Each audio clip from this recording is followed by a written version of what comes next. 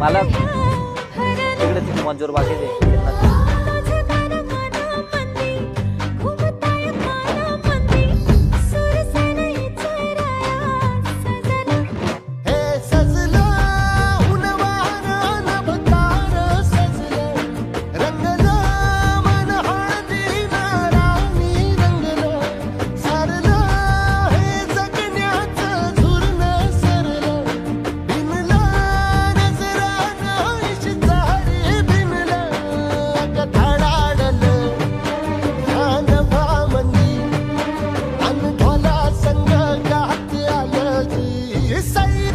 कुठे गेला होता?